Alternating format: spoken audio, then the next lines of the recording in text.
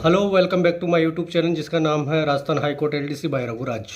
और आज हम चर्चा करेंगे कुछ कमेंट्स जो मेरे यूट्यूब चैनल पर प्राप्त हुए हैं, जो लोगों की स्टूडेंट्स की क्यूरियोसिटी है जानने की। तो वो अपनी क्यूरीज क्वेश्चंस रखे हैं, उन सभी क्वेश्चनों का मैं जवाब इस वीडियो में देने वाला हूँ। आई होप ये आपके लिए काफ़ी बेनिफिशियल साबित हो। यदि आप इस चैनल पर नए हैं तो प्लीज़ सब्सक्राइब दिस चैनल, और बिना किसी देरी के उन कमेंटों के जवाब के लिए हम बढ़ते हैं आगे। तो किसी ने पूछा है मेरे से कि वर्कलोड कैसा होता है एलडीसी के लिए। तो वर्कलोड का ऐसा है, इसका जवाब मैं ही दूंगा। वर्कलोड का ऐसा है, यदि आपको किसी भी सीट पे जो मैंने टाइप्स ऑफ एलडीसी की सीटें जो बताई थी, उन सीटों पे यदि आपको काम करने के लिए मिलता है तो आप अपनी सीट का ही काम देखेंगे, तो आपको कहीं से कहीं तक भी वर्कलोड नज़र नहीं आएगा। हालांकि 2-3 महीने तक काम को समझने, काम को जानने में, काम के नेचर को जानने में, उसको जानने समझने के लिए सब चीज़ों और जो वोकेबलरी है, शब्दावली है कार्यालय ऑफिस की, कोड से रिलेटेड शब्दों की, उसको समझने के लिए आपको समय देना होगा। और समय देने से मतलब ये है कि 1-2 महीने आपको इन चीज़ों में जानने के लिए लग सकता है, और फिर आप अपने आप ही टाइम मैनेजमेंट करना सीख जाएंगे। तो ऐसा कोई वर्कलोड है नहीं।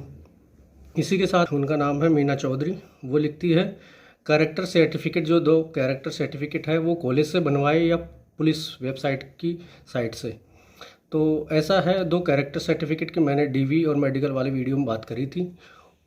यदि वो 2 कैरेक्टर सर्टिफिकेट जो है वो आपको गजिटेड ऑफिसर्स से बनवाने हैं, जो भी गजिटेड ऑफिसर है उनसे बनवाने हैं। इसी के साथ में एक कैरेक्टर सर्टिफिकेट आपका लास्ट स्टडी आपने जहाँ से पास आउट की है, जैसे 12th के बाद में आपने प्राइवेट कर दी अपनी कॉलेज की स्टडी, तो जहाँ से 12वीं पास करी हो उस स्कूल से बनवाना है।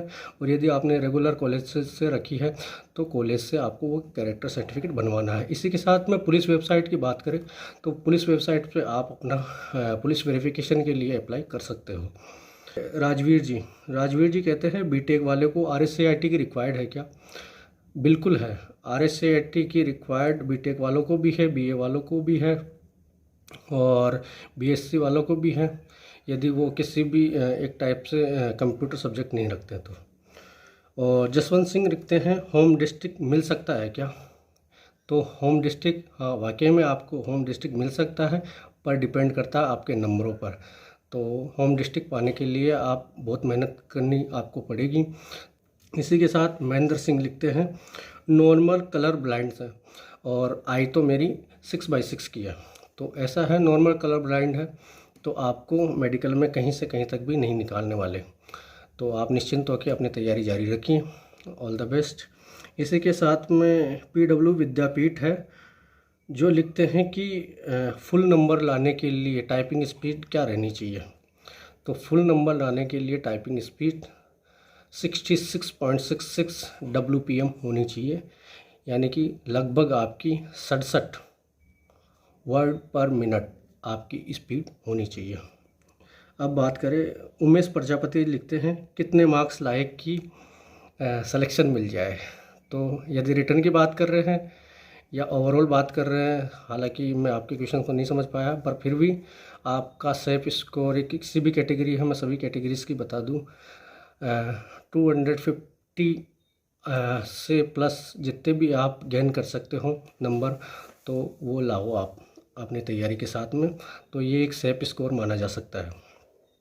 इसी के साथ में गोपाल सिंह राठौड़ लिखते हैं कि वो उनका जो TSP एरिया है डॉक्यूमेंट्स के अंदर वो डूंगरपुर का है, और वर्तमान में वो बांसवाड़ा रह रहे हैं, जो कि वो भी एक TSP एरिया ही है। तो उनको जो अप्लाई करना है वो किस एरिया से करना है? तो गोपाल सिंह जी, आपसे मैं कहना चाहूँगा, यदि आपके डॉक्यूमेंट्स में डूंगरपुर का हवाला है तो आप डूंगरपुर से ही अप्लाई करें, क्योंकि आपको बेनिफिट, यदि किसी अन्य TSP एरिया से करते हैं तो आपके डॉक्यूमेंट्स चेक किए जाते हैं। इसलिए ज़रूरी है कि आप अपने TSP एरिया जहां डॉक्यूमेंट्स में डूंगरपुर का है तो डूंगरपुर से आप अप्लाई करें।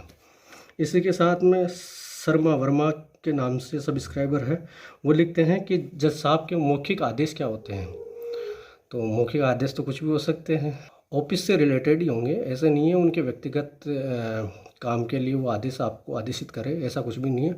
ऑफिशियल वर्क से जुड़े हुए ही मौखिक आदेश होंगे जिनकी पालना आपको करनी होती है। इसी के साथ में राहुल मिश्रा लिखते हैं, फॉर्म गलत भरने में आ गया, तो फॉर्म दोबारा भर सकते हैं क्या? अब फॉर्म आपका कहाँ पे गलती रही है, आपने कहाँ गलती की है, ये तो आपने बताया नहीं, पर फिर भी यदि फॉर्म गलत भरने में आ गया है तो नोटिफिकेशन जब आया था वैकेंसी का, तो उसमें एक हेल्पलाइन नंबर भी हाई कोर्ट ने प्रोवाइड करे थे अपने नोटिफिकेशन में। उन जनरल रजिस्ट्रार के हेल्पलाइन नंबर, उनकी टेक्निकल टीम है जो आपके इन सभी सवालों के अच्छे ढंग से जवाब दे सकती है। तो कृपया करके आप नोटिफिकेशन में दिए गए हेल्पलाइन नंबर पर कॉल करें और रिजेक्ट करने की रिक्वेस्ट करें। और वो क्या सजेस्ट आपको करते हैं, आपको रिटर्न में लेटर लिखने के लिए बोलेंगे तो रिटर्न में स्पीड पोस्ट करें और उस आवेदन में जहाँ गलती रही उसको रिजेक्ट करवाएं और नया फॉर्म आप अप्लाई करें।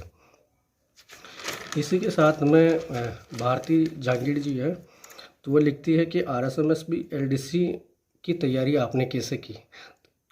तो अभी हम फिलहाल राजस्थान हाई कोर्ट की बात करेंगे, राजस्थान हाई कोर्ट LDC की। तो इस क्वेश्चन को मैं स्किप करूँगा क्योंकि इसके बारे में विस्तृत चर्चा हम कभी किसी और दिन करेंगे। राकेश जाट जी लिखते हैं, ट्रांसफ़र का क्या चक्कर है। तो ट्रांसफ़र का चक्कर यही है कि पॉलिसी तो 5 साल तक की बनी हुई है। 5 साल तक आप अपने होम डिस्ट्रिक्ट में कहीं अन्यत्र जगह नहीं भेजे जा सकते, यदि सीरियस कंडीशन नहीं हो तो उस पर विचार भी नहीं किया जाता। अनु कुमारी लिखती हैं कि FIR अगेंस्ट वाले ऑप्शन में यस क्लिक हो गया। तो यदि ऐसा हो गया है तो वही सॉल्यूशन इसी का है, हेल्पलाइन नंबर पे आप कॉल करें, वहाँ जो सजेशन दे उसको फॉलो करें। उसी के बाद में क्या, ज्वाइनिंग कितने दिनों में हो जाती है। राजस्थान हाई कोर्ट की प्रोसेस बहुत जल्दी होती है सब चीज़ों की, तो ज्वाइनिंग में ज़्यादा टाइम आपको लगेगा नहीं। और इसी के साथ में कुष्यंत सिंह है जो लिखते हैं कि नायक सहायक की पोस्ट भी इस नोटिफिकेशन में दी गई है। तो मुझे तो कहीं भी नोटिफिकेशन में नायक सहायक की पोस्ट नज़र नहीं आई। हालांकि जूनियर नायक सहायक की पोस्ट ज़रूर नज़र आई है, जिसके लिए लोग कर रहे हैं, बच्चे अप्लाई भी कर रहे हैं। मनीष कुमार वैष्णव जी लिखते हैं, JJ और LDC में कौन सी बेस्ट है। तो मैं यही कहूँगा कि राजस्थान हाई कोर्ट में, प्रॉपर हाई कोर्ट में आप लगते हो तो वो तो बेस्ट है ही सही, इसके अलावा LDC सही। जोगेंद्र साहू लिखते हैं कि RS की तैयारी के हिसाब से क्या बेस्ट है। तो RS के हिसाब से तो दोनों में ही काम रहने वाला है। यहाँ सीन क्रिएट होता है अपने टाइम मैनेजमेंट का, तो वो किस प्रकार से आप देखते हो। एग्ज़ाम के बाद में टाइपिंग करें तो क्या स्पीड बढ़ जाती है 1-2 महीनों में। तो मैं पहले कह दूं, यदि एग्ज़ाम के बाद में आप टाइपिंग टेस्ट स्टार्ट करने की कोशिश कर रहे हो तो गलत है।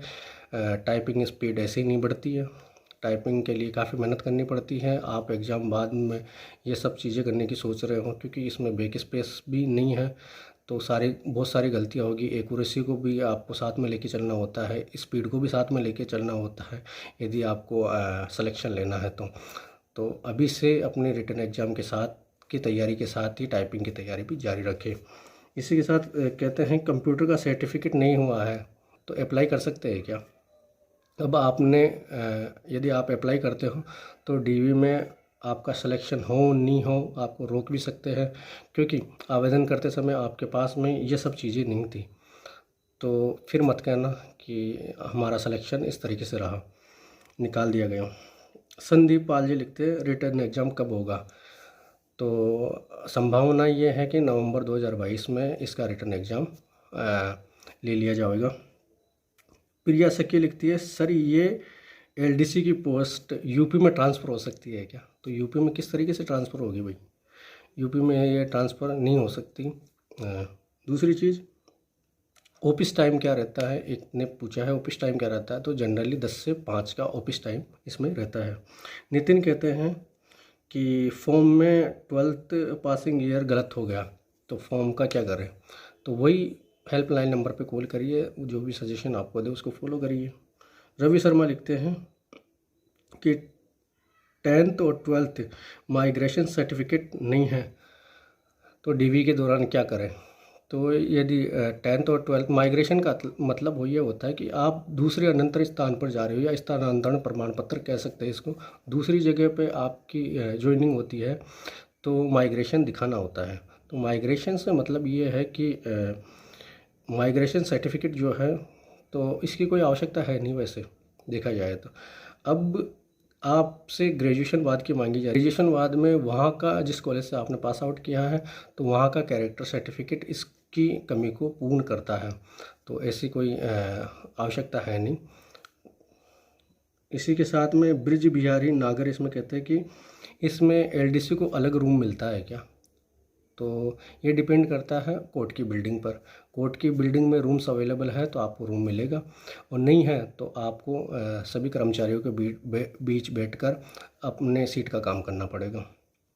मुख्यतः मोस्ट ऑफ रहता है ये है कि सबको अपने अपने रूम मिलते हैं, क्योंकि एक फौजदारी सीट अलग होती है तो उसमें कई सारी फाइलें होती है, कई सारी फाइलों के बीच में वो गिरा हुआ होता है, तो ऐसे अलग अलग रूम देखने को भी मिल जाते हैं।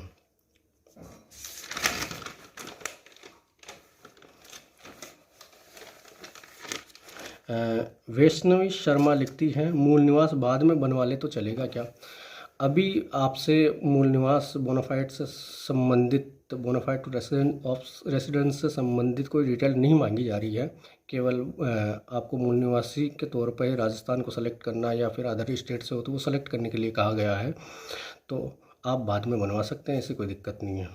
सौरभ नायक जी ये कहते हैं, SC/ST वालों को वापस से सर्टिफिकेट बनवाना होगा क्या? यदि आपने डिजिटल सर्टिफिकेट बनवा रखा है, कास्ट सर्टिफिकेट SC/ST वालों ने, तो उनको बनवाने की आवश्यकता नहीं है। अब्दुल वाहिद बोलते हैं, सर कोई मैरिड है तो उसको मैरिज सर्टिफिकेट दिखाना होगा क्या? मैरिज सर्टिफिकेट वो करना होगा, तो ऑब्वियसली आपको फुली फिल अपने सही ढंग से रियल डिटेल्स आपको देनी है ताकि बाद में दिक्कतें खड़ी नहीं हो।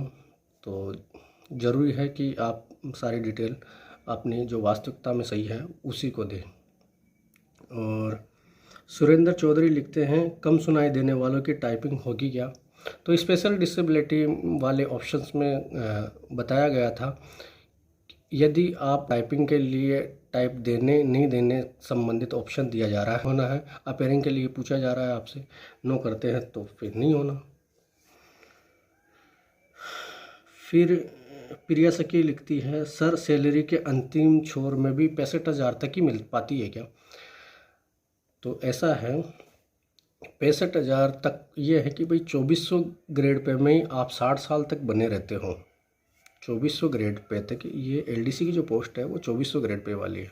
यदि 60 साल तक आप बने रहते हो तो उस हिसाब से 65,000 तक ली गई है। लेकिन आपका प्रमोशन भी होगा, ऐसी बात नहीं है कि आप इसी पोस्ट पे रहोगे, आपका प्रमोशंस भी होंगे। इसके अलावा प्रमोशन नहीं होते हैं तो आपके ACP के लाभ मिलेंगे आपको 9, 18, 27 वाले, तो उन लाभों से भी आपकी ग्रेड पे चेंज होगी।